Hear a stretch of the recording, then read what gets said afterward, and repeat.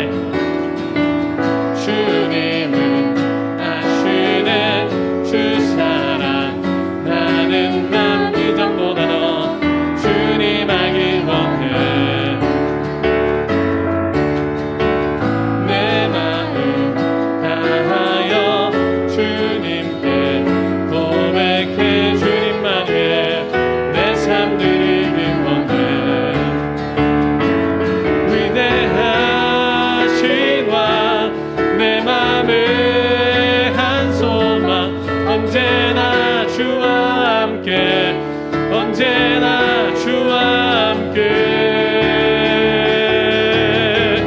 예수 나의 영혼의 구세주 영원 무궁히 주님만을 나 찬양하는 예수 나의 영혼의 구세주 영원 무궁히 주님만을 나 찬양하니 우리의 기쁨 되신 주님 앞에 영광의 박수 올려드립시다. 주님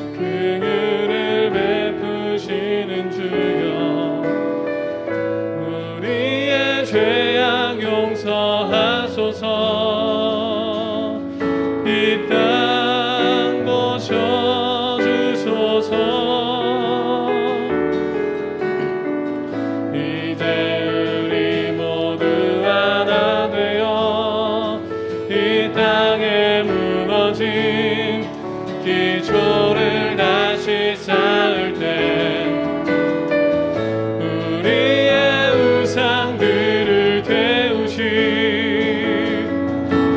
성령의 불 임하소서 불의 불길 타오르게 하소서 진리의 말씀 이 땅 새롭게 은혜의 강물 흐르게 하소서 성령의 바람 이제 불어와 주의 영광 가득한 새날 주소서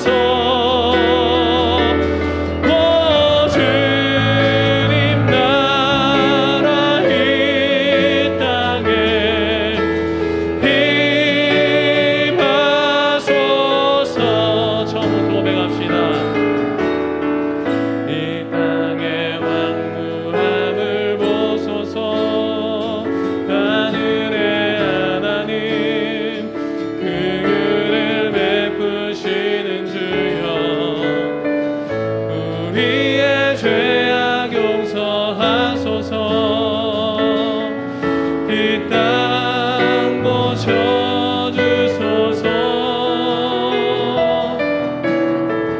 이제 우리 모두 하나 되어 이 땅에 무너진 기초를 다시 쌓을 때 우리의 우상들을 태우시 성령의 불 임하소서 불의 불길 타오르게 하소서 진리의 말씀 이 땅 새롭게 하소서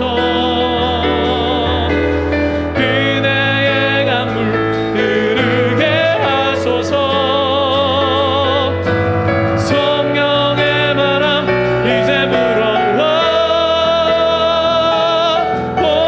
주의 영광 가득한 새날 주소서 주님 나라 이 땅에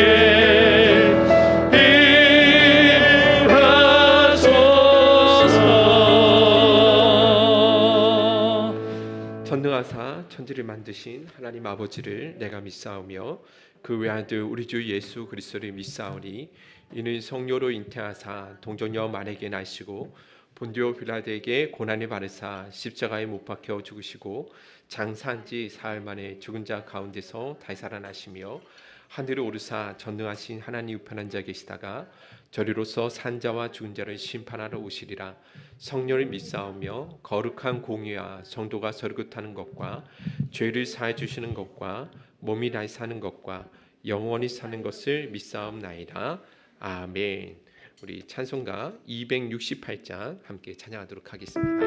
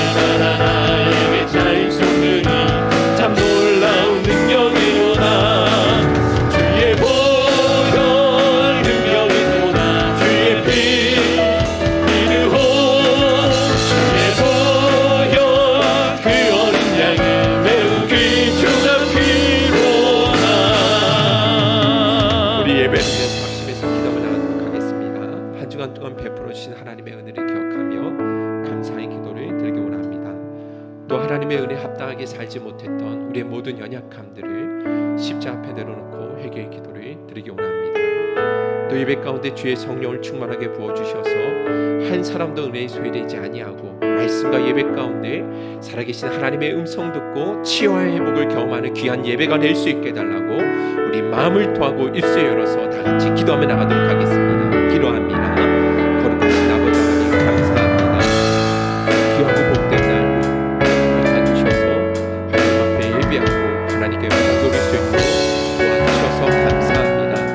지난 우리의 모든 삶을 돌아보며 하나님의 한량없는 은혜였음을 고백합니다. 하나님의 다 못 먹은 대로 우리를 지키시고 보호하셨기 때문에 오늘 여기까지 지금까지 있는 줄 믿습니다. 그 하나님의 크신 은혜를 잊어버린 바 되지 않게 하시고 그 모든 은택을 기억하며 서로 하나님 앞에 영광 돌릴 수 있도록 주여 도와주옵소서. 오늘 예배 가운데 주의 성령을 충만하게 부어주옵시고 메마른 심령 가운데 은혜의 단으로 충만하게 채워주옵소서. 우리의 모든 땅이 다시 한번 기경되어질 수 있도록 주님 도와주옵시고 우리 안에 우리의 영혼이 다시 한번 새로워지며 아버지 뛰놀 수 있는 복된 시간 될 수 있도록 주여 도와주옵소서. 오늘 우리에게 들을 수 있는 귀와 하나님의 영광을 배울 수 있는 눈이 열려지게 하여 주옵시고 우리를 향하신 하나님의 뜻이 다시 한번 깨달아질 수 있도록 주여 도와주옵소서. 하나님이 기뻐하시는 거룩한 백성들로 귀하게 세워질 수 있도록 주여 도와주옵소서. 한 사람도 은혜에 소외되지 않게 하여 주옵시고 말씀과 기도와 찬양과 예배 가운데 살아계신 하나님의 영광을 배우는 시간 될 수 있도록 우리 주님 역사하여 주옵소서.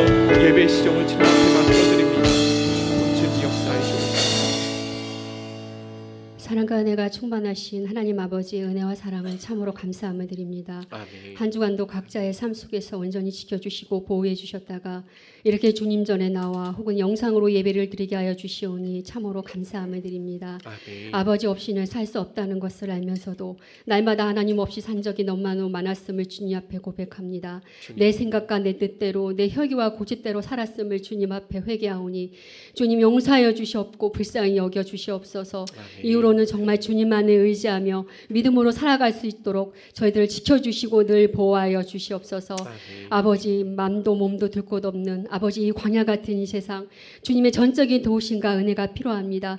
주님 늘 함께하여 주시옵소서. 아멘. 주님 늘 동행하여 주시옵소서. 아멘. 하나님 아버지 밤에도 배가 다닐 수 있는 것은 아버지 등대에 빛이 있는 것처럼 저희에게도 하나님 아버지 주님의 꺼지지 않는 빛으로 아버지 인도하여 주시옵소서. 아멘. 아버지 흔들리지 아니하고 넘어지지 아니하는 아버지 반석 같은 믿음을 허락하여 주시고 인도하여 주시옵소서. 아멘. 아버지 상황과 여건은 변하지 않았습니다. 주님. 늘 아버지 그것 때문에 무너지고 쓰러지고 넘어지고 하나님 아버지 포기할 때가 너무나 많습니다. 아버지 그럼에도 포기할 수 없는 것은 하나님 아버지 모든 여건과 환경을 변화시키고 바꾸시는 것 또한 하나님이시기에 하나님 아버지 정말 기도의 줄만큼은 놓지 않게 하여 주시옵소서. 아멘. 하나님 아버지 기도보다 앞서지 않게 하여 주시옵고 아멘. 기도로 묻고 기도로 응답받을 수 있도록 아버지 그런 삶을 살 수 있도록 아버지 저희들을 날마다 주님. 붙들어 주시고 눈동자같이 불꽃같이 주님 지켜주시옵소서. 아멘. 하나님 아멘. 아버지 흔들리는 갈대와 같고 꺼져가는 등불과 같은 이 나라 민족을 위해 기도하나이다. 주님. 하나님 아버지 도와주시옵소서. 위정자들로 아버지 지혜를 주시고 명철을 주셔서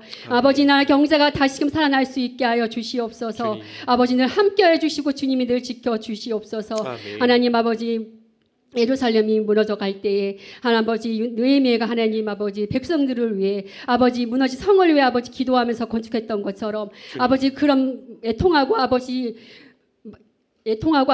마음을 그 저희들에게도 주님 허락하여 주시옵소서. 아멘. 무너져가는 아멘. 하나님 이 교회를 놓고 아버지 기도 중에 있나이다. 주님. 하나님 아버지 점점점 저희 교회가 아버지 정말 영향력을 아버지 잃어가고 있는 이 시대에 하나님 아버지 저희가 느헤미야 같은 아버지 간절한 마음으로 아버지 교회가 다시 살아날 수 있도록 도와주시옵소서. 아멘. 부흥의 불길을 아버지 열어 주시옵소서. 아멘. 그러여 하나님 아버지 영광을 나타내는데 부족함이 주여. 없는 교회들이 다 될 수 있도록 주님 인도하여 주시옵소서. 아멘. 하나님 아버지 각 가정들마다 주님의 자녀들이 있는 가운데 있습니다.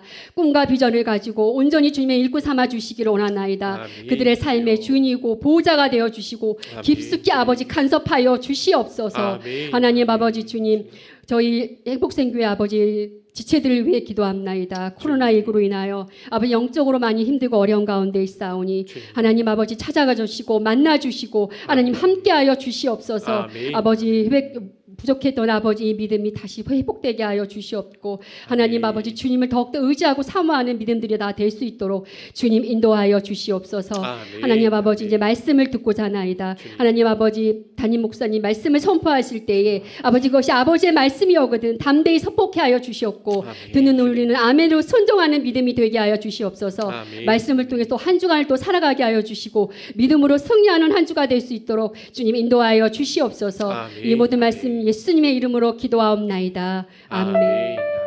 주님 감사합니다.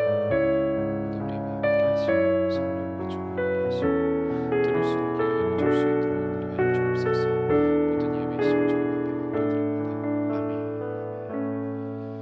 아멘. 예, 우리 하나님의 말씀을 사무엘상 15장 34절에서 16장 7절 말씀까지 함께 읽도록 하겠습니다. 사무엘상 15장 34절에서 16장 7절 말씀까지 같이 읽도록 하겠습니다. 구약성경 433면에 있습니다. 15장 34절부터 16장 7절까지 우리 한 목소리로 같이 읽도록 하겠습니다. 다 같이 읽겠습니다. 시작. 이에 사무엘은 라마로 가고 사울은 사울 기브와 자기의 집으로 올라가니라. 사무엘이 죽는 날까지 사울을 다시 가서 보지 아니하였으니 이는 그가 사울을 위하여 슬퍼함이었고 여호와께서는 사울을 이스라엘 왕으로 삼으신 것을 후회하셨더라. 여호와께서 사무엘에게 이르시되 내가 이미 사울을 버려 이스라엘의 왕이 되지 못하게 하였거늘 내가 그를 위하여 언제까지 슬퍼하겠느냐. 너는 불에 기름을 채워 가지고 가라. 내가 너를 베들레헴 사람 이새에게로 보내리니 이는 내가 그의 아들 중에서 한 왕을 보았느니라 하시는지라. 사무엘이 이르되 내가 어찌 갈 수 있으리이까? 사울이 들으면 나를 죽이리이다 하니 여호와께서 이르시되 너는 암송아지를 끌고 가서 말하기를 내가 여호와께 제사를 드리러 왔다 하고 이새를 제사에 청하라. 내가 내게 행할 일을 가르치리니 내가 내게 알게 하는 자에게 나를 위하여 기름을 부을지니라. 사무엘이 여호와의 말씀대로 행하여 베들레헴의 이름에 성읍 장로들이 떨며 그를 영접하이르되 평강을 위하여 오시나이까? 이르되 평강을 위함이니라.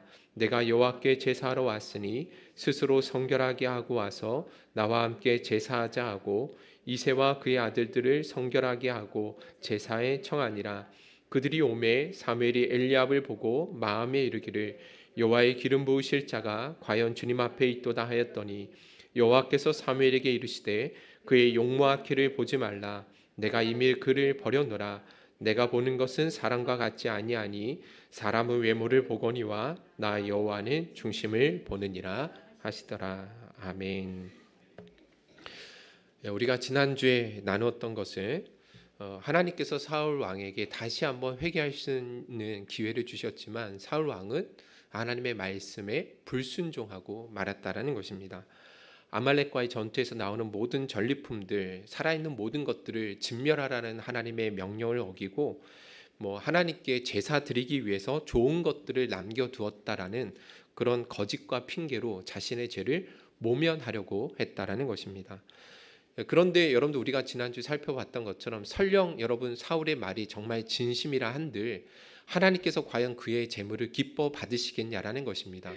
이런 말도 안 되는 이 사울의 핑계와 거짓말을 대니까 이 사울이 뭐라고 이야기를 했습니까? 15장 22절 같이 한번 읽어보겠습니다. 시작.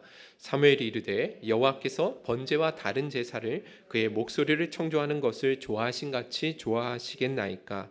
순종이 제사보다 낫고 듣는 것이 순양의 기름보다 나으니. 그렇죠. 순종이 제사보다 낫다. 듣는 것이 그 어떤 제물을 하나님 앞에 드리는 것보다 더 귀한 것이다라고 말씀해 주고 있다라는 것입니다. 무슨 말이냐면 오늘 반쪽짜리 순종이 하나님 앞에 보시는 온전한 순종으로 하나님 인정해 주시지 않는다라는 것을 말씀해 주는 것이죠. 하나님의 말씀을 자기 멋대로 해석하고 자기 기준을 따라 그렇게 판단하고 행동하는 것에 대해서 하나님은 절대로 그것을 기뻐 받으시지 아니하시고 오히려 죄라고 말씀하신다라는 것입니다. 그것뿐 아니라 여러분들 23절에 보시면 더 심각한 말씀을 해주고 있어요. 23절 같이 한번 읽어볼게요. 시작. 이는 거역하는 것은 점치는 죄와 같고 완고한 것은 사신 우상에게 절하는 죄와 같음이라. 왕이 여호와의 말씀을 버렸으므로 여호와께서도 왕을 버려 왕이 되지 못하게 하셨나이다 하니. 여기 보시면 거역하는 것은 점치는 죄와 같다. 완고한 것은 하나님 앞에 회개하지 아니하고 완고하게 행하는 것은 우상에게 절하는 죄와 같다라는 충격적인 말씀을 이야기해주고 있다라는 것입니다. 그런데 이 말씀 우리가 결코 가볍게 여겨서는 안 된다라는 거예요. 사실 우리가 하나님의 말씀을 온전히 순종하기보다는 절반의 순종만 할 때가 얼마나 많이 있습니까? 그렇지 않습니까? 내가 할 수 있는 영역에서만 그리고 나의 최소한의 자존심을 지키는 선에서는 얼마든지 하나님의 말씀에 순종하고 따를 수 있지만 그 이상은 뭐 하는 거예요? 순종하지 않는다라는 것입니다. 자신은 인간이기 때문에 더 이상의 것은 내가 할 수 없다. 그렇게 자기 합리화를 하면서 그렇게 하나님의 말씀을 우리는 뭐합니까? 쉽게 외면해 버린다라는 것입니다. 그런데 여러분 이런 부분에 대해서 하나님은 결단코 죄 없다라고 이야기하시지 않는다라는 것입니다. 하나님의 말씀을 자기 입맛대로 해석해서 하나님의 말씀을 거스르는 것을 점치는 죄와 같다라고 말씀하신다라는 거예요. 하나님의 말씀을 쉽게 외면해 버리는 그 완고한 태도를 우상에게 절하는 것과 동일한 죄다라고 아주 심각하게 말씀하고 있다라는 것입니다. 결국 사울 왕은요 하나님의 말씀을 그렇게 외면해 버렸기 때문에 하나님께서 사울을 뭐 하셨어요? 버리셨다라는 것입니다. 다시 그에게 기회가 주어지지 아니었다라는 것입니다. 근데 오늘 이 말씀의 잣대로 본다고 한다면 우리 가운데 하나님 앞에 제대로 설 수 있는 사람 과연 있겠습니까? 아무도 없을 것 같아요. 그죠? 예. 사실 우리가 반쪽의 순종을 하나님 앞에 우리가 할 수 있는 최선의 순종이다라고 생각하며 살아갈 때 정말 많이 있지 않습니까? 근데 이거 진짜 하나님 보시기엔 착각이라는 것입니다. 금요 심야 기도회 때 우리 자매들이 몇몇 모여서 함께 이야기를 하는데 다들 다이어트를 요즘 최근에 하고 있거든요. 그러면서 다들 이렇게 공감하는 말이 최근엔 정말로 음식에 대해서 진심으로 대하고 있다. 이런 이야기를 하더라고요. 그전에는 그냥 평소에 하찮게 여겼던 그 음식들이 그냥 지나치지 않는데요. 그 작은 것도 맛을 음미하면서 맛있다 그러면서 귀하게 여기면서 진심으로 음식을 대하게 되더라 이런 이야기를 하더라고요. 사실 여러분들 이 말씀을 들으면서 한번 적용해 봤어요. 영적으로도 우리가 진짜 하나님의 말씀을 그렇게 진심으로 대한 때가 과연 언제 있냐라는 것이죠. 하나님의 말씀 한마디 한 말씀을 정말 가볍게 여기지 아니하고 귀하게 여기고 무겁게 여겼던 때가 언제 있었냐라는 것입니다. 내가 할 수 있는 선에서는 그렇게 우리가 순종하지만 그러나 내게 조금이라도 해가 되거나 혹은 나의 자존심을 건드린 일에 대해서만큼은 하나님의 말씀을 따를 수 없다라고 그렇게 완고한 태도를 가지고 살아갈 때가 얼마나 많이 있냐라는 것입니다. 저는 이번 말씀을 통해서 우리 행복선교회 성도님들만큼은 진짜 힘들겠지만 순도 100%의 순종을 하나님 앞에 드리기 위해서 정말 최선을 다해 노력할 수 있는 기회로 삼으실 수 있기를 주님의 이름으로 축원드립니다. 할렐루야. 아멘이시죠? 자, 이런 사울의 불순종을 인해서 사무엘이 너무너무 낙심되는 거예요. 15장 34절 35절 읽어보도록 하겠습니다. 15장 34절 35절입니다. 시작. 이에 사무엘은 라마로 가고 사울은 사울 기브와 자기의 집으로 올라가니라.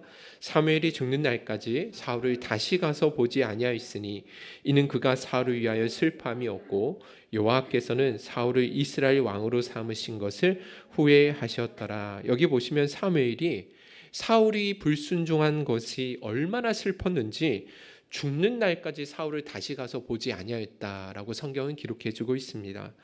무엇보다 그는 사울의 불순종을 인해서 진짜 하나님 앞에 버림받은 것에 너무 마음 아파하고 고통스러워했다라는 것입니다. 왜 그런 고통스러운 마음이 있었냐면 사실 사울 왕이 누가 기름 부어 세웠습니까?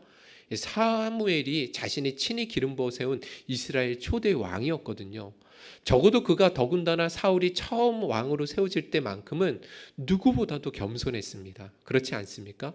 더군다나 이 이스라엘의 백성들과 미래를 생각하면서 하나님 주신 그 비전을 함께 서로 나눌 수 있을 오래도록 이야기 나눌 수 있을 만큼 마음이 그렇게 서로 통했던 이 사무엘이 사울을 그렇게 사랑하고 그렇게 귀하게 여겼던 사람이었다라는 것입니다. 그런데 사울이 어떻게 됐어요? 불순종하고 잘못된 길로 나아갔잖아요. 그런데 그런 사울을 위해서도 끊임없이 계속해서 중보했습니다.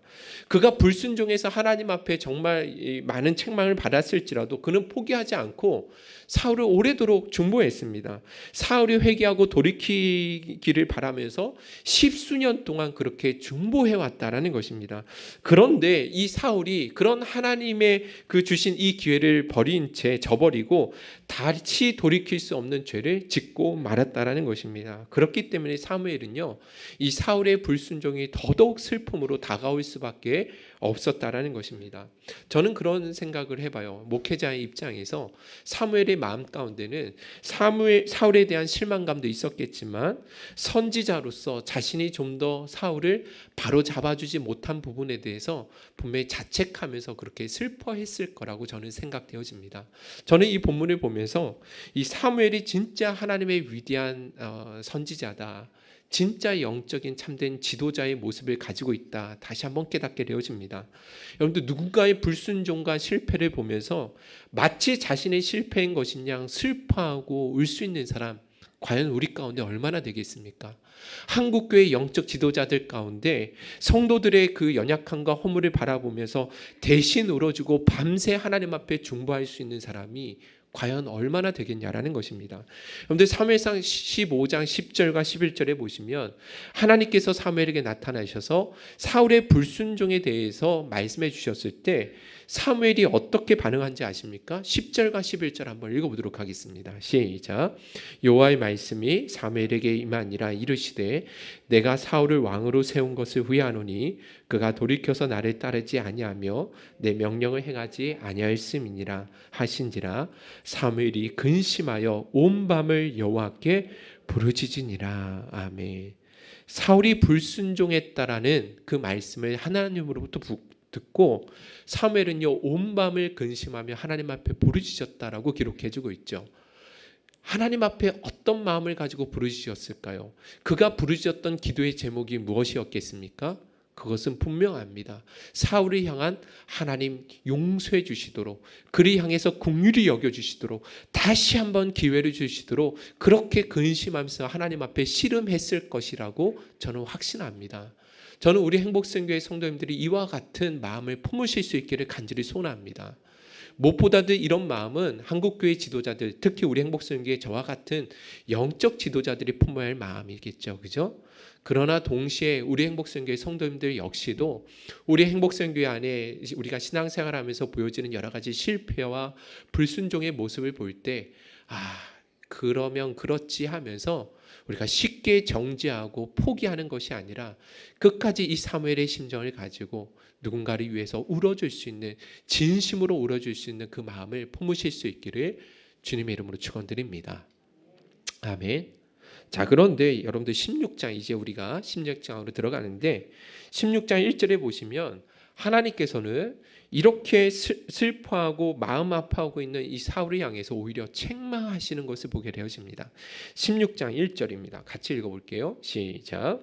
여호와께서 사무엘에게 이르시되 내가 이미 사울을 버려 이스라엘 왕이 되지 못하게 하였거늘 내가 그를 위하여 언제까지 슬퍼하겠느냐. 그렇죠. 사무엘에게 찾아오셔서 언제까지 너 슬퍼하고 있겠느냐 부드럽게 책망하고 계신다라는 것입니다. 이렇게 오랫동안 슬픔에 빠져서 선지자로서의 감당해야 할 사명을 온전히 하지 못하는 것에 대해서 옳지 않다라고 하나님께서 지적해주고 계신다는 것입니다. 그런데 물론 슬픔의 감정이 있을 때는 풀어내야죠. 그죠? 울어야 할 때는 마음껏 울어야 합니다. 그러나 슬퍼한다고만 해서, 울기만 한다고 해서 오늘의 실패와 절망이 결탄코 사라지는 것은 아니라는 것을 말해주고 있는 것입니다. 여러분들, 그래서 하나님께서 뭐라고 말씀하시냐면 사무엘에게 내가 이미 그를 버려서 이스라엘의 왕이 되지 못하게 했는데 내가 그를 위해서 언제까지 슬퍼하고 있겠느냐. 다시 일어서기 위해서 반드시 슬픈 과거를 딛고 일어서라고 말씀해 주고 있다라는 것입니다. 여러분들 여호수아 1장에 가보시면 동일한 장면이 기록되어 있습니다. 40년간 이스라엘 백성들을 광야 가운데 인도했던 이스라엘의 영적 지도자였던 모세가 느보산에서 죽고 말잖아요. 바로 눈앞에 가나안 땅을 눈앞에 두고 느보산에서 죽게 되었을 때 온 이스라엘 백성들이, 여호수아를 비롯해서 온 이스라엘 백성들이 마음 슬퍼하면서 애곡을 했습니다. 보통 사람들이 장례가 일어나면 7일 동안 애곡했지만 모세의 죽음 앞에서는 전 이스라엘 백성들이 30일 동안이나 그렇게 슬퍼하며 애곡하고 있었다라는 것입니다. 자, 이럴 때 하나님께서 여호수아에게 찾아오셔서 뭐라고 말씀하시냐면 1장 2절 한번 읽어보도록 할게요. 같이 읽어봅시다. 시작. 내 종 모세가 죽었으니 이제 너는 이 모든 백성과 더불어 일어나 이 요단을 건너 내가 그들 곧 이스라엘 자손에게 주는 그 땅으로 가라. 그렇죠. 내 종 모세가 죽었으니 너는 이제 일어나 요단을 건너서 내가 이스라엘 백성들에 주는 그 땅으로 들어가라 라고 다시 한번 말씀해 주고 있다는 것입니다. 무슨 말이냐면 모세의 죽음을 받아들이라는 것입니다. 언제까지 모세의 죽음을 앞에 슬퍼하고 낙심하고 있어야 되겠느냐라고 말씀해 주고 있는 거예요. 모세의 죽음이 너무나 감당할 수 없는 슬픔인 것은 분명하지만 그래도 그 죽음을 빨리 현실로 받아들이고 잊으라고 말씀해 주고 있습니다. 그래야지만 이 현실의 슬픔을 극복하고 하나님께서 새롭게 열어가실 그 시대를 맞이할 수 있게 된다라고 말씀해 주고 있는 것입니다. 여러분들 그런 측면에서 아주 중요한 원리가 여기에 있어요. 여러분들 우리 신앙생활을 하는 과정 가운데 우리 인생에 찾아오는 여러 가지 실패와 혹은 상실과 슬픔이 있을 수 있습니다. 그런 슬픔과 상실감이 있을 때 우리가 이런 모든 것으로부터 빨리 극복하기 위해서는 하나님의 주권을 인정하는 믿음이 있어야지만 가능하다라는 거예요. 모세의 죽음으로 말미암은 그 슬픔을 극복하고 다시 일어서기 위해서는 모세를 데려가신 하나님의 주권을 뭐 해야 됩니까? 인정할 수 있어야 되는 거예요. 사울의 버림받음과 실패를 극복할 수 있는 것도 결국 공의로 그를 심판하시는 하나님의 주권을 인정할 수 있을 때 그제서야 뭐 할 수 있습니까? 그 슬픔으로부터 일어설 수 있게 된다는 것입니다. 오늘 우리 모두에게 이와 같은 자세가 반드시 필요하다라고 저는 생각되어집니다. 우리 가운데에도 과거의 실패로 인해서 또 상처로 인해 슬픔 가운데 낙심 가운데 살아가는 사람들이 있습니다. 과거의 죄로 인해서 그렇게 두려움에 빠진 사람들도 분명히 있을 수 있습니다. 그러나 여러분, 이 모든 일들은 하나님의 주권 아래 이루어진 것임을 우리가 믿음으로 고백할 수 있다고 한다면 우리가 극복하지 못할 슬픔은 없고 우리가 다시 딛고 일어서지 못할 실패는 없다라고 저는 확신합니다. 혹여나 우리 성도님들 가운데에도 이런 과거에 지은 죄로 인해서 혹은 과거의 실패와 상처로 인해서 여전히 슬픔 가운데 계신다고 한다면 오늘 하나님께서 언제까지 슬퍼하고 있겠느냐 라고 말씀하시는, 그래서 그 슬픔과 낙심 가운데 일어서라고 위로하시는 그 하나님의 음성을 들으실 수 있기를 주님의 이름으로 축원드립니다. 더군다나 여러분, 하나님께서 슬픔에 잠겨있는 사무엘에게 슬픔을 딛고 일어서라고 명령하신 데에는 하나님의 또 다른 계획하심이 있기 때문에 그래요. 1절 여러분들 이 부분 다시 한번 읽어봅시다. 1절 같이 한번 읽어보겠습니다. 시작. 여호와께서 사무엘에게 이르시되 내가 이미 사울을 버려 이스라엘 왕이 되지 못하게 하였거늘 내가 그를 위하여 언제까지 슬퍼하겠느냐. 너는 뿔에 기름을 채워 가지고 가라. 내가 너를 베들레헴 사람 이새에게로 보내리니 이는 내가 그의 아들 중에서 한 왕을 보았느니라 하시는지라. 여기 보시면 마지막 1절 마지막 부분에 보시면 내가 이새의 아들들 가운데 한 왕을 보았느니라 라고 말씀해 주고 있다라는 거죠. 사무엘이 사울 때문에 그렇게 슬퍼하고 있는 동안에도 하나님께서는 이스라엘의 새로운 지도자를 이미 뭐해 주고 계세요? 준비해 놓고 계셨다라는 것입니다.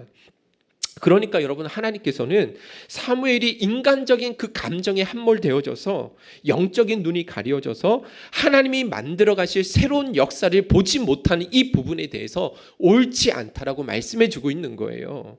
그러니까 여러분, 우리 인생에 찾아오는 아무리 슬프고 암담한 상황 가운데 있다 할지라도 하나님께서 이미 당신의 새로운 일을 계획하고 계심을 여러분들 기억하시면서 신뢰하시면서 과거의 실패와 슬픔을 딛고 일어나 여러분들에게 하나님께서 새롭게 허락하실 그 사명을 향하여 달려나가야 될 줄로 믿습니다. 할렐루야. 아멘이시죠? 여기까지가 오늘 우리 설교의 서두입니다. 이제 설교를 다시 시작할 터인데 여러분들 낙심하지 말라고 다시 한번 일깨워드리며 이제 본론으로 한번 들어가 보도록 하겠습니다. 오늘 이 16장의 진짜 핵심을 여러분과 좀 나눠보려고 하는데 길지 않게 짧게 여러분들 나누도록 할게요. 자, 하나님께서 사무엘에게 찾아오셔서 더 이상 슬퍼하지 말라고 또 한 가지 명령을 내리신 것이 16장 1절에 나온 것처럼 베들레헴 사람 이새의 집으로 가서 하나님께서 선택하신 그 사람에게 기름 부어 왕으로 세우라고 말씀하시잖아요. 이때 하나님께서 한 왕을 보았다라고 말씀하시죠. 그죠? 내가 한 왕을 보았느니라. 무슨 말입니까? 이스라엘 백성들 가운데 한 사람을 점찍어 두셨다라는 것입니다. 자, 그러면 여러분, 하나님께서 점찍어 두신 사람은 어떤 사람일까요? 하나님께서 들어쓰실 왕은 어떤 조건을 갖춘 사람일까요? 분명한 사실은 여러분들 어떤 사람이 들었을지 모르겠지만 여러분들 우리가 지금까지 사울 왕을 보면서 분명한 사실은 적어도 사울 왕과 같이 인간적인 외모가 출중한 사람은 아닐 거라는 것은 분명하다는 거죠. 이해가시죠? 여러분들 사울은 다른 사람들보다 어깨 위만큼 컸을 정도로 다 사람들의 보통 키가 어느 정도로 왔어요? 사울 왕의 어깨 정도밖에 오지 않은 거예요. 그러니까 여러분들 그 정도의 높이에서 사람들을 내려볼 수 있으면 다 사람들이 뭐처럼 보이겠어요? 네? 그렇죠. 다 그런 사람들처럼 보이겠죠, 그죠? 뭐 보이겠습니까? 그러니까 여러분들 이런 출중한 외모는 누가 열광하는 조건이냐면 세상 사람들, 하나님을 알지 못하는 세상 사람들이 추구하는 조건이라는 것입니다. 그런데 특히 이스라엘 백성들이 인간 왕을 요구했던 이유가 바로 여기에 있거든요. 세상 열강들처럼 절대적인 힘과 군사력을 가지고 있는 강력한 인간 왕을 세워서 부국강병한 나라로 세우는 것, 그것이 그들이 인간 왕을, 이스라엘 백성들이 하나님 앞에 인간 왕을 요구했던 이유였다라는 거예요. 그런 측면에서 사울 왕은요, 이스라엘 백성들이 요구하고 추구했던 것을 아주 완벽하게 채워준 왕이 바로 사울 왕입니다. 14장 52절 한번 읽어보도록 하겠습니다. 14장 52절 시작. 사울이 사는 날 동안에 블레셋 사람과 큰 싸움이 있었으므로 사울이 힘센 사람이라 용감한 사람을 보면 그들을 불러 모았더라. 그렇죠. 사울이 사는 날 동안에 가장 공을 들였던 일이 힘센 사람, 용감한 사람, 사람들 가운데 출중한 외모를 가지고 있는 사람들을 모아서 뭐 했어요? 나라를 강력하게 세웠다라는 것입니다. 주변에 있는 모든 적대국들을 뭐 했어요? 섭렵해 나갔다라는 것입니다. 이런 외적인 조건들을 갖춘 출중한 사람들을 모아서 이스라엘을 아주 부국강병한 나라로 세운 일에 최선을 다했던 사람, 그 사람이 사울 왕이었다라는 것입니다. 그런데 이것은 어디까지나 세상, 하나님을 알지 못하는 인간, 세상 사람들이 추구하는 인간 왕의 조건이라는 거예요. 아멘이십니까? 자, 그러니까 하나님께서 앞으로 세우실 왕은 그런 세상 사람들이 보는 것과 같은 그런 외모를 보시지 않으시라는 것은 분명하다라는 것입니다. 자, 그렇기 때문에 사울이 뿔을 들고 기름에 뿔을 채워서 이새의 집으로 가게 되어지죠. 그리고 이새의 집에서 이새의 아들들이 이렇게 한 사람 한 사람씩 면접을 보게 되어지는데 제일 처음 면접을 본 사람이 누굽니까? 이새의 첫째 아들 엘리압이었죠. 자, 사무엘이 이 엘리압을 보고 너무너무 감탄을 맞이하지 않았습니다. 여러분들 6절 한번 읽어보도록 할게요. 시작. 그들이 오매 사무엘이 엘리압을 보고 마음에 이르기를 여호와의 기름 부으실 자가 과연 주님 앞에 있도다 하였더니, 여러분들 사무엘이 엘리압을 보자마자 이 마음속으로 혼자 감탄하고 있죠. 그죠? 여호와의 기름 부으실 자가 과연 주님 앞에 여기 있구나. 하나님께서 나를 이곳에 보내신 이유가 바로 저 사람 때문이구나. 그런 확신이 들 정도로 이 엘리압에게서 나오는 그 풍채와 위용이 어마어마했다라는 것을 알 수 있는 것이죠. 사실 여러분들 사무엘 같은 그 대선지자가 아무나 보고 감탄하겠어요? 그렇지 않겠습니까? 하나님과 늘 친밀한 교제를 나누고 있고 남다른 영성과 분별력을 가지고 있는 이 사무엘 선지자가 일반 사람들과 보는 그런 같은 눈을 가지고 사람을 평가하겠냐라는 거예요. 남다른 분별력과 시선을 가지고 분명히 평가했을 거라는 것입니다. 더군다나 사무엘은 오랜 기간 선지자로서 또 사사로서 이스라엘 백성들을 다스리고 인도하면서 얼마나 많은 사람들을 보았고 얼마나 많은 훌륭한 용사들을 보았겠습니까? 그런 사무엘이 여러분들 감탄할 정도였으면 엘리압은요 정말로 왕의 기품과 용맹을 다 완벽하게 갖추고 있는 그런 사람이었다라는 것을 우리는 당연히 짐작할 수 있는 것입니다. 자, 그런데 여러분들 사무엘이 이렇게 감탄하며 속으로 이야기하고 있을 때 하나님께서 즉시로 사무엘에게 뭐라고 말씀하시냐면 제동을 거시죠. 7절 읽어보도록 하겠습니다. 시작. 여호와께서 사무엘에게 이르시되 그의 용모와 키를 보지 말라. 내가 이미 그를 버렸노라. 내가 보는 것은 사람과 같지 아니하니 사람은 외모를 보거니와 나 여호와는 중심을 보느니라. 할렐루야. 아멘. 여러분 이 말씀 너무 잘 아시죠? 그죠? 하나님께서 사무엘에게 찾아오셔서 왜 또 외모를 보느냐 책망하고 계세요. 이미 내가 그를 버렸는데 왜 또 너는 외모를 보고 그렇게 감탄에 맞지 않느냐. 사무엘이 보는 눈이 시각이 틀렸다라고 말씀해 주고 있는 것입니다. 여러분들 사무엘 선지자도 우리와 같은 똑같은 인간임을 여러분들 알 수 있는 대목이죠. 그죠? 이스라엘 백성들이 요구해서 세운 사울 왕의 실패를 보고서도 여전히 그는 또다시 외모를 보고 사람을 선택하려는 실수를 여전히 범하고 있다는 것입니다. 그런데 그렇게 연륜이 있고 선견지명이 있는 사무엘 같은 선지자도 똑같이 외모를 보고 평가하는 그런 실수를 저지르고 있다는 거예요. 이것이 인간의 연약함이라는 것입니다. 인간은 아담의 범죄로 인해서 어쩔 수 없이 이런 실수를 반복해 오고 있어요. 지금도 마찬가지죠. 그런데 교회 안에 리더를 뽑으라고 할 때 어떤 사람을 뽑으려고 할까요? 우리 교회 청년들 가운데 회장을 뽑는다. 내년 2022년 회장을 뽑는다. 어떤 사람을 뽑고 싶겠습니까? 준서처럼? 혜연이? 그런 영적인 시선 말고 일반적으로 잘생긴 사람, 그죠? 준서처럼 잘생기고 인기도 많고 사회적인 지위도 있고 또 세상적으로 보면 누구와 봐도 성공한 그런 사람, 그런 기품이 있는 사람, 이런 사람 뽑으려고 하지 않겠어요? 이것이 여러분들 교회 안에도 마찬가지라는 것입니다.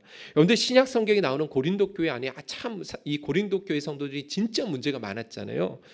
자기들끼리 분파가 나뉘어져서 나는 베드로의 제자야, 나는 아볼로의 제자야, 나는 사도 바울의 제자야 하면서 교회를 분열하고 그렇게 혼란스럽게 만드는 일들이 있었거든요. 자, 그런데 이 고린도 교회 성도들이 누구를 향해서 비난하냐면 고린도 교회를 개척해서 세운 사도 바울을 향해서 비난합니다. 비난을 해요. 험담을 한다는 것입니다. 여러분들 믿기십니까? 어떻게 자기들의 교회를 세운, 그렇게 하나님 앞에 헌신하고 목숨 걸고 그 영혼들을 위해서 헌신했던 사도 바울을 비난하고 험담할 수 있는가, 그렇게 생각하실지 모르겠지만 이 고린도 교회 성도들은 그렇게 비난했어요. 자기들을 전도해서 그 교회를 세운 이 영적 지도자였던 사도 바울을 비난하고 헐뜯는 거예요. 고린도후서 11장 1절 7절에 사도 바울이 너무 마음이 아파서 성토하는 내용이 있거든요. 같이 한번 읽어볼까요? 제가 이 말씀이 좀 어려울 것 같아서 새 번역본으로 같이 한번 읽어보겠습니다. 시작. 여러분은 내가 좀 어리석은 말을 하더라도 용납해 주시기 바랍니다. 꼭 나를 용납해 주십시오. 나는 하나님께서 보여주신 열렬한 관심으로 여러분을 두고 몹시 마음을 씁니다. 나는 여러분을 순결한 처녀로 그리스도께 드리려고 여러분을 한 분 남편 되실 그리스도와 약혼시켰습니다. 그러나 내가 두려워하는 것은 뱀이 그 간사한 깨로 하와를 속인 것과 같이 여러분의 생각이 부패해서 여러분이 그리스도께 대한 진실함과 순결함을 저버리게 되지나 않을까 하는 것입니다. 어떤 사람이 와서 우리가 전하지 않은 다른 예수를 전해도 여러분은 그러한 사람을 잘도 용납합니다. 여러분은 우리에게서 받지 않은 다른 영을 잘도 받아들이고 우리에게서 받지 아니한 다른 복음을 잘도 받아들입니다. 여기까지 보시면 교회 안에 이단들이 들어왔죠. 그러면서 다른 복음을 전하면서 사도 바울을 막 뭐 했어요? 폄하했던 사람들이 있었거든요. 그 다음부터 계속 읽어볼게요. 5절 6절 시작. 나는 저 거물급 사도들보다 조금도 못할 것이 없다고 생각합니다. 내가 말에는 능하지 못할는지 모르지만 지식에는 그렇지 않습니다. 우리는 이것을 모든 일에서 여러 가지로 여러분에게 나타내 보였습니다. 나는 여러분을 높이기 위하여 나 자신을 낮추었고 또 하나님의 복음을 값없이 여러분에게 전하였습니다. 그렇게 한 것이 죄라도 된다는 말입니까? 여러분들, 제가 이렇게 부드럽게 읽었지만 사도 바울은 사실은요, 억장이 무너지는 마음으로 고린도 교회 성도들을 향해서 이렇게 성토하고 있습니다. 내가 좀 어리석은 말을 한다 할지라도 나를 좀 용납하고 좀 들어달라 이야기하면서 진짜 억장이 무너지는 마음으로 이야기하죠. 왜 그런지 아십니까? 사도 바울을 향해서 고린도 교회 성도들끼리 서로 수군거리는 거예요. 비난하고 헐뜯는 거죠. 뭐라고 헐뜯고 있어요? 여러분들 5절에 보시면 나는 거물급 사도들보다 조금도 부족할 것이 없다라고 그렇게 자기를 뭐예요? 어필하죠. 그죠? 왜 그런 말이 나오겠습니까? 사도 바울을 향해서 고린도 교회 성도들이 뭐라고 비난해요? 저 사람 진짜 사도도 아니잖아. 배경을 보면서 뭐예요? 멸시하는 거예요. 저 사람은 예수님하고 예수님의 베드로와 같은 그런 수제자도 아니잖아. 예수님과 같이 동거동령한 사람이 아닌데 저 사람은 어떻게 사도라고 이야기할 수 있느냐고 그렇게 비난하고 있는 거예요. 여러분들 6절에 보시면 내가 말에는 능하지 못할는지 모르겠지만 내가 말에는 졸한지 모르겠지만 졸하다. 자기도 스스로 고백을 하죠. 사도 바울도 설교가 별로 탐탁지 않았다라는 거예요. 논리 정연하고 열정적인 구변이 그렇게 좋지 않았다라는 거예요. 그러니까 고린도 교회 성도들이 들을 때도 아볼로는 너무너무 유창하게 설교를 잘했거든요. 그러니까 비교하면서 야, 사도 바울의 설교가 저게 설교야? 아, 왜 이렇게 저렇게 시원치 않고 저 논리적으로 저게 맞는 거야? 그러면서 뭐 했다고요? 외모를 보면서 평가하고 비난했다라는 것입니다. 왜 이런 일이 일어나는 것입니까? 결국 이 모든 일들은 외모만 보고 평가하는 인간의 그 어리석음 때문에 나타나는 현상들이라는 거예요. 그런 측면에서 우리가 이렇게 외모를 보고 평가하는 이 어리석음에서 벗어나기 위해서 진짜 많은 노력이 필요한 줄로 믿습니다. 하나님이 보시는 눈과 사람이 보는 눈은 관점은 너무너무 다르다라는 것이죠. 그런데 오늘날 우리가 교회에서 목사님들을 평가할 때도 무엇을 가지고 어떤 기준을 가지고 우리가 그렇게 평가를 하십니까? 일반적으로 여러분들 보여지는 외적인 외모를 보고 우리가 평가를 하죠. 그죠? 그런데 저분은 작은 목회를 하실 분이 아니라 진짜 큰 목회를 하실 분이셔 라고 이렇게 이야기를 합니다. 저에게 어떤 우리 성도님들은, 저를 아시는 지인들은 그래도 저에게 덕담을 주신다는 말씀으로 목사님 큰 목회 하실 거예요, 이렇게 말씀해 주시는 분들도 계시거든요. 그럼 한번 여러분들 한번 생각해 보세요. 우리가 알고는 상식적으로 알고 있는 작은 목회와 큰 목회를 나누는 기준은 무엇이냐라는 거예요. 큰 목회를 하시는 분들은 어떤 분들을 향해서 큰 목회를 하시는 분이야 라고 이야기를 합니까? 일반적으로 교회 성도수겠죠. 그죠? 교회 건물이겠죠. 예. 얼마나 그분이 아주 설교를 유창하게 잘하시느냐, 얼마나 많은 사람들부터 인기를 한 몸에 받으며 그렇게 존경을 받고 있느냐, 이런 외적인 것들, 거기에다가 정말 얼굴도 잘생기고 키도 훤칠하면 금상첨화겠죠. 그죠? 야, 저분은 정말 훌륭한 목사님이시다라고 이야기를 하겠지만 과연 하나님께서도 그런 모습을 보고 평가하시겠냐라는 것이죠. 하나님은 우리 사람이 보는 기준과 분명히 다르다라고 말씀하십니다. 우리도 똑같은 그런 시선을 가지고 우리가 평가하는 이 어리석음에서 진짜 벗어나야 됩니다. 그런데 목회자 이야기했지만 여러분들 진짜 목회자를 볼 때에도 정말로 하나님을 진실하게 사랑하고 있는지, 하나님 앞에 겸손하게 맡겨주신 영혼들을 정말 사무엘의 목자와 같은 그런 심정을 가지고 밤새 그를 위해서 울며 중보하는 그런 삶을 살아가고 있는지, 사람의 많고 적음에 하나님의 구원이 달려있는 건 아니잖아요. 외모를 보시지 않잖아요. 할렐루야. 아멘이십니까? 이런 모든 상황 속에서 진짜 그 하나님 보시는 관점을 가지고 우리는 평가할 수 있어야 되는데, 우리는 세상 가치관을 가지고 우리도 모르게 함부로 교회 안에서도 다른 사람들을 평가하고 판단하는 그런 죄를 범하고 있다는 것입니다. 오늘 우리 행복성교회 성도님들마다 오늘 이런 점에서 하나님 보시는 그런 눈을 가졌는지 우리가 다시 한번 돌아볼 수 있기를 간절히 소원합니다. 할렐루야.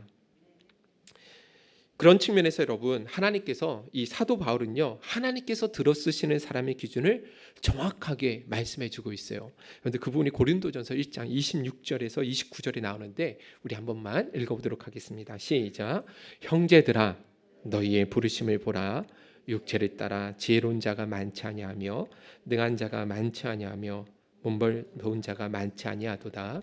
그러나 하나님께서 세상에 미련한 것들을 택하사 지혜 있는 자들을 부끄럽게 하려 하시고 세상의 약한 것들을 택하사 강한 것들을 부끄럽게 하려 하시며 하나님께서 세상의 천한 것들과 멸시받는 것들과 없는 것들을 택하사 있는 것들을 폐하려 하시나니 이는 아무 육체도 하나님 앞에서 자랑하지 못하게 하려 하심이라. 할렐루야.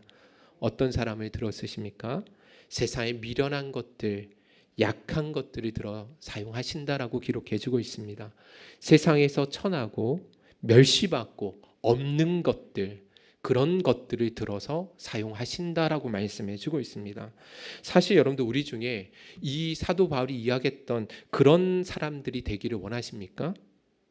미련하고 약하고 천하고 멸시받고 없는 것들, 세상 사람들이 우리 그런 누군가를 향해서 저런 없는 것들, 천한 것들, 그런 이야기를 듣고 싶으십니까?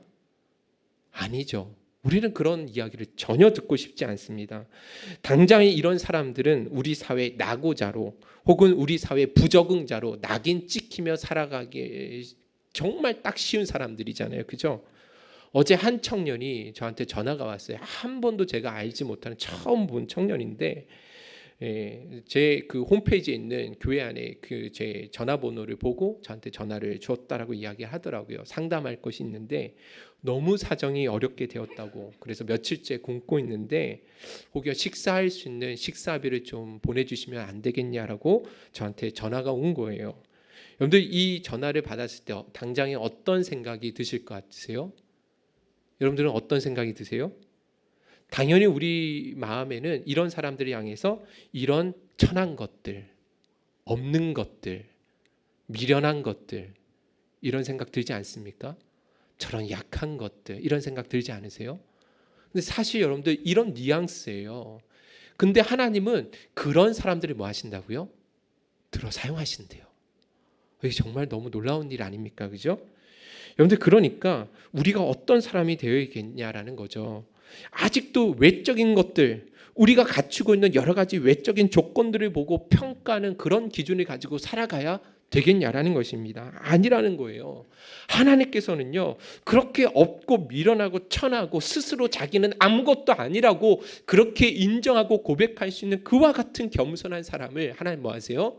들어 사용하신다라는 것을 우리가 잊어서는 안 된다라는 것입니다. 그런데 사실 이와 같은 것은요 성경 신구약을 통해서 계속해서 말씀해주고 있어요. 이미 우리가 사무엘상을 계속해서 우리가 살펴보고 있는데 사무엘상 1장은 한나의 노래가 나와 있을 때 2장에는요 서두에 그 한나의 노래가 사무엘상 전반의 주제라고 말씀을 드렸잖아요. 이미 거기에서도 말씀해주고 있어요. 2장 8절 세 번역 번호를 읽어봅시다. 시작. 가난한 사람을 티끌에서 일으키시며 궁핍한 사람을 거름더미에서 들어 올리셔서 귀한 이들과 한 자리에 앉게 하시며 영광스러운 자리를 차지하게 하신다. 보세요. 하나님이 일하시는 방식을 보시라는 것입니다. 세상의 가치관, 세상의 방식과는 너무 틀립니다. 세상의 방식으로는요 유능한 사람, 능력 있는 사람, 누가 봐도 사회적인 지위와 성공을 한 그런 사람들을 높이 평가하지만 하나는 그렇지 않으시다라는 거예요. 가난한 사람들, 누가 봐도 없는 것들, 천한 것들, 미련한 것들 그런 사람들을 귀한 자리에 함께 세워주신다라고 말씀해주고 있어요. 그런 사람을 영광스러운 자리에 하나님이 올려주신다. 그렇게 자기가 아무것도 아니라고 스스로 고백할 수 있는 사람을 하나님은요 들어 쓰신다라는 거예요. 할렐루야. 아멘이시죠. 적어도 그런 측면에 사울 왕은요 자기가 스스로 아무것도 아닌 것이다 라고 고백할 때 하나님 뭐 하셨어요? 그를 들어 사용하셨습니다. 사무엘상 15장 17절 같이 읽어봅시다. 시작. 사무엘이 이르되 왕이 스스로 작게 여길 그때 이스라엘 지파의 머리가 되지 아니하셨나이까. 여호와께서 왕에게 기름을 부어 이스라엘 왕을 삼으시고. 언제 하나님께서 사울을 이스라엘 왕으로 삼으셨어요? 자기 스스로 아무것도 아니라고 스스로 생각하는, 자기 스스로 작게 여기는 그때 하나님이 그를 이스라엘 머리로 왕으로 하나님이 세우셨다라는 거예요. 할렐루야.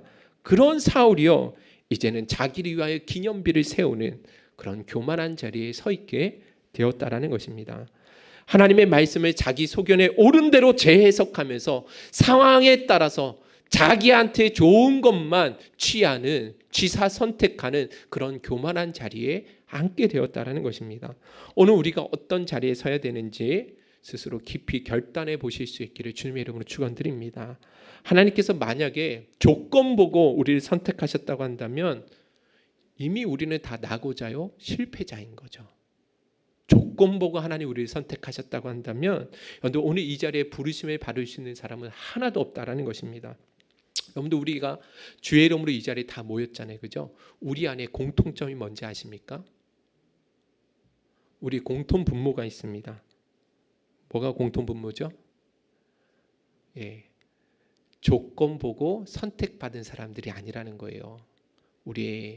너의 부르심을 보라. 너희 중에 문벌 좋은 자가 많지 아니하고. 우리 다 그런 사람들이라는 거예요. 천하고 없고 미련하고 약한 것들이기에 오늘 우리가 부르심을 받았다는 것, 이것이 오늘 우리가 누리고 있는 공통 분모라는 것입니다. 하나님의 긍휼하심 안에 우리 모두가 한 형제 한 자매로 부르심을 받았다라는 것입니다. 할렐루야. 아멘이시죠? 할렐루야. 꼭 기억하셨으면 좋겠습니다. 결론을 맺도록 하겠습니다. 하나님을 보시는 눈과 우리가 사람이 보는 눈은 너무나 다르다라는 것 기억하셨으면 좋겠어요. 사람은 겉으로 보이는 그 외적인 모습들만 보고 평가하시지만, 그러나 하나님은 외모를 보지 않으신다라는 것입니다. 그래서 정말 간절히 원합니다. 우리 성도님들 서로가 서로를 보실 때 외모로 보거나 평가하지 않았으면 좋겠어요. 지금 보여지는 그 모습, 그것만 가지고 눈에 드러나는 그 모습 보고 우리가 함부로 비난하거나 또 정죄하거나 그런 오류를 범하지 않았으면 좋겠습니다.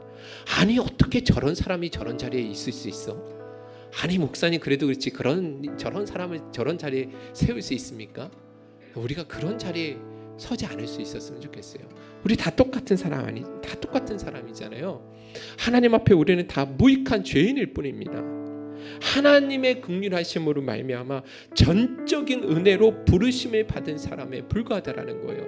그런 하나님의 긍휼하심 안에 우리 모두는 하나가 되었다라는 것입니다. 그러므로 우리 안에 서로 연약함이 있다 할지라도 나의 부족함을 알기 때문에 우리 서로를 용납하고 인정해주고 허물을 덮어주고 그렇게 주의 몸된 교회를 아름답게 섬기며 세워나갈 수 있는 저와 여러분들 되실 수 있기를 주님의 이름으로 축원드립니다.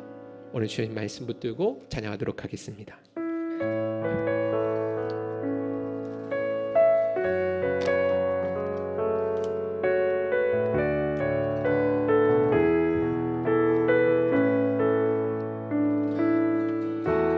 나 가진 재물 없으나 나 남이 가진 지식 없으나 나 남에게 있는 건강 있지 않으나 나 남이 없는 것 있으니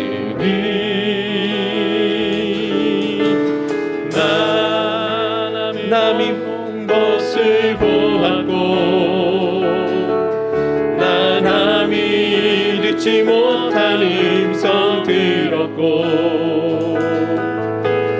나 남이 받지 못한 사랑 받았고 나 남이 모르는 것 깨달았네.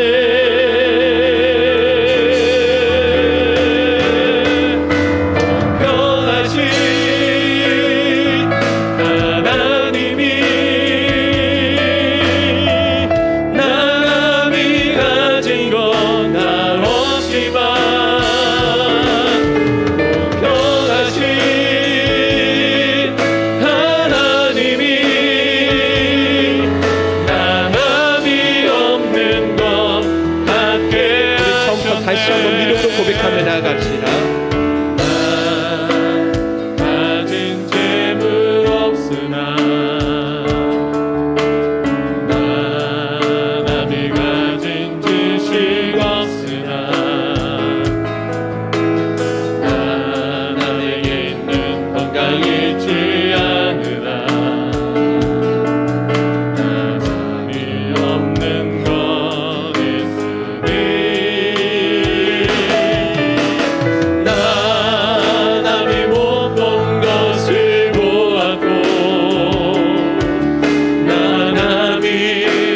못한 음성 들었고 나 남이 받지 못한 사랑 받았고 나 남이 모르는 것 깨달았네.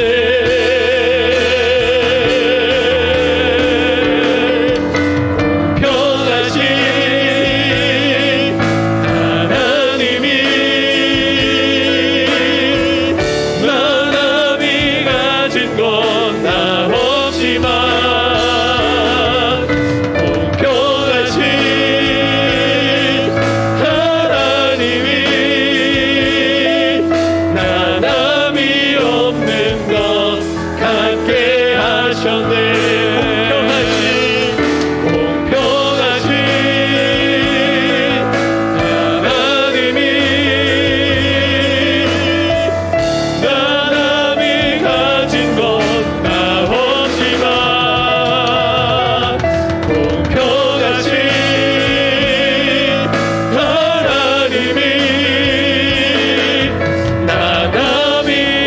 다시 한번 마지막으로 하나님의 은혜를 기억하며 공평하신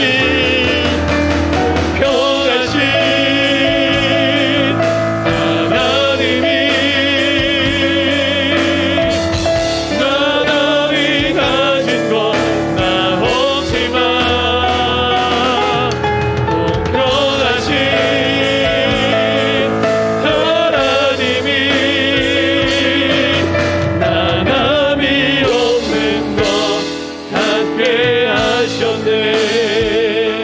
우리 합심해서 한번 기도하고 결단했으면 좋겠습니다.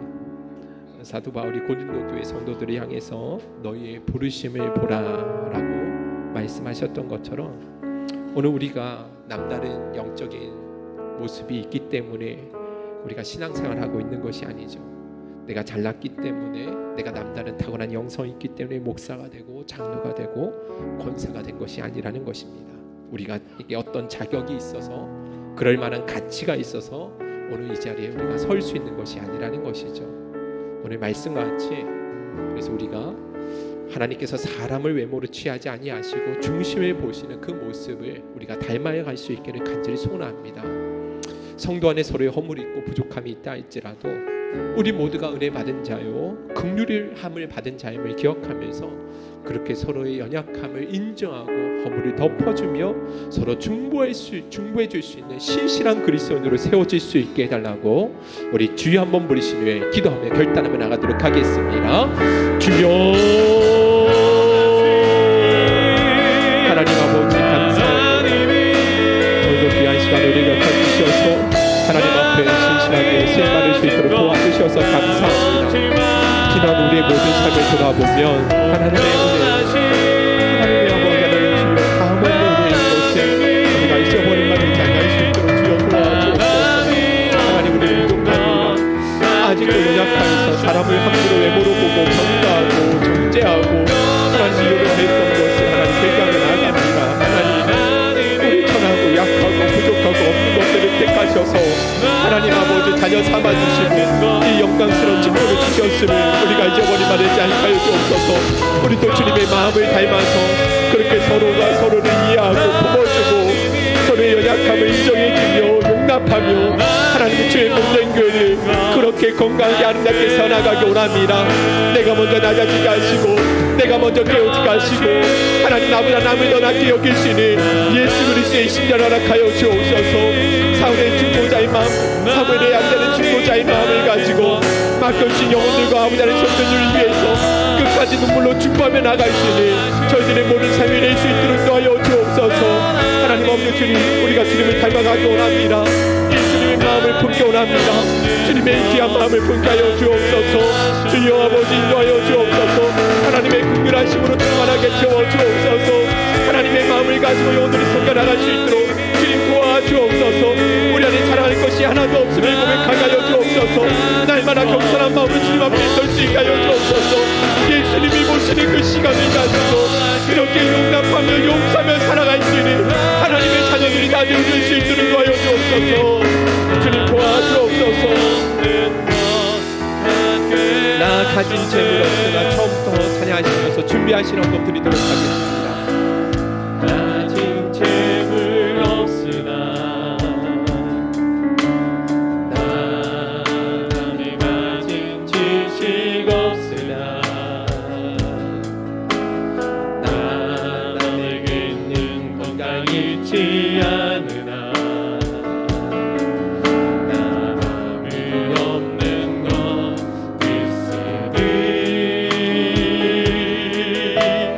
남이 못 본 것을 보았고 남이 듣지 못한 음성 들었고 남이 받지 못한 사랑 받았고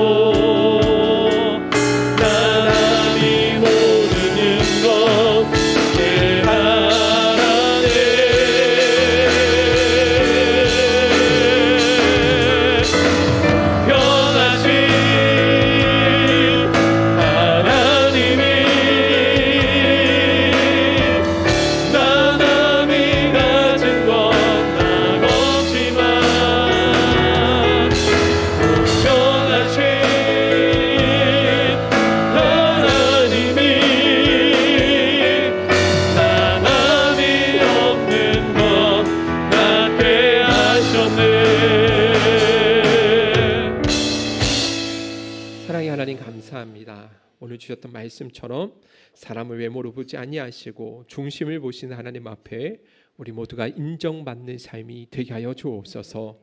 우리가 받은 구원이 하나님의 전적인 은혜로 주어진 것을 잊지 않게 하여 주옵시고 오직 예수 그리스도의 그분의 십자가만을 자랑하는 저희들의 삶이 되게 하여 주옵소서. 또 성도 안에 서로의 허물과 연약함이 있다 할지라도 함부로 비난하고 무시하는 교만한 자리에 있지 않게 하여 주옵시고 항상 나보다 남을 낫게 여기는 겸손한 마음으로 서로의 연약함을 함께 짊어지며 그리스도의 아버지 용서함 같이 서로 용서하며 주의 몸된 교회를 아름답게 섬겨나가게 하여 주옵소서. 오늘도 그렇게 살기로 결단하며 귀한 예물 주님 앞에 올려드렸습니다. 드려진 손길 위에 복의 복을 더해 주옵시고 물질이 쓰여지는 곳마다 영혼 살린 일에 귀하게 쓰임받게 하여 주옵소서. 감사드리며 사랑 많으신 예수의 이름 받들어 간절히 기도드리옵나이다. 아멘. 아멘.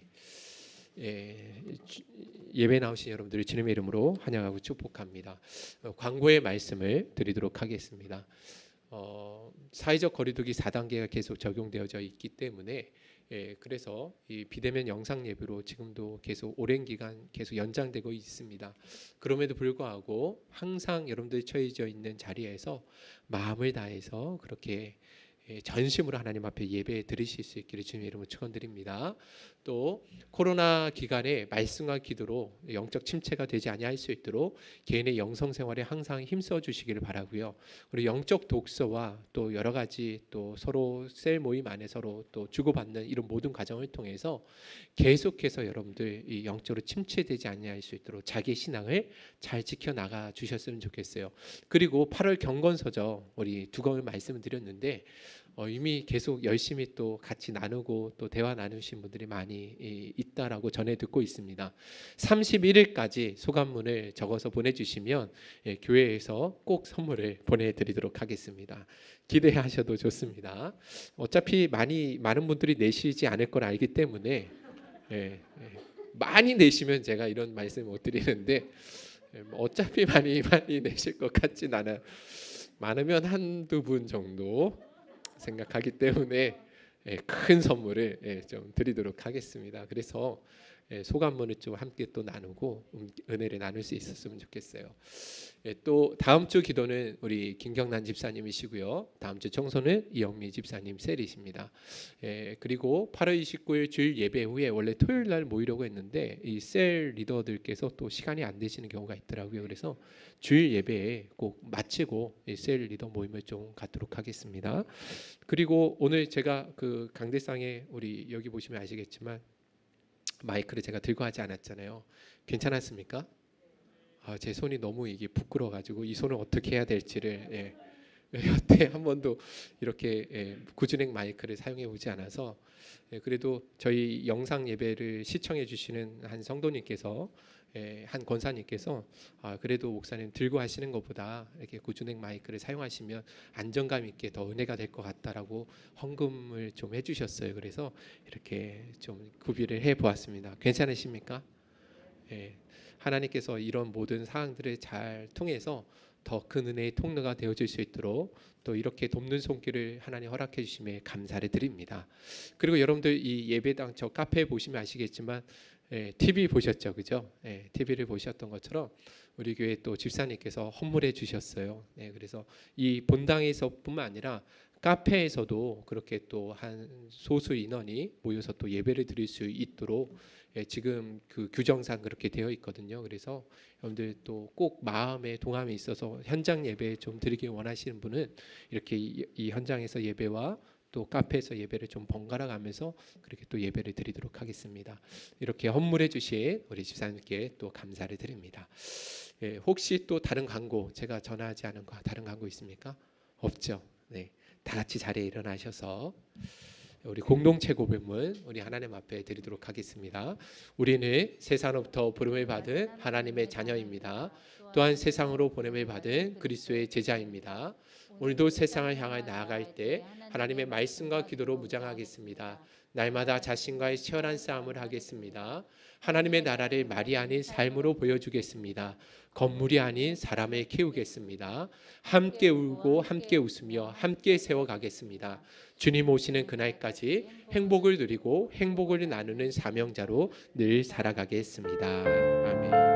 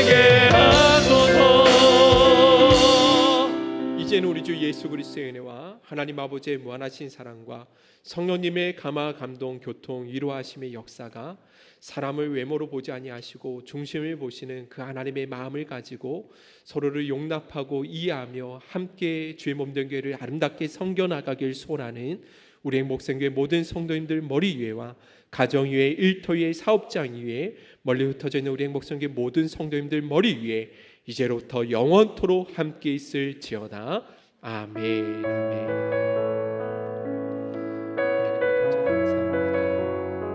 신실하게 일하실 주 이름을 찬양합니다.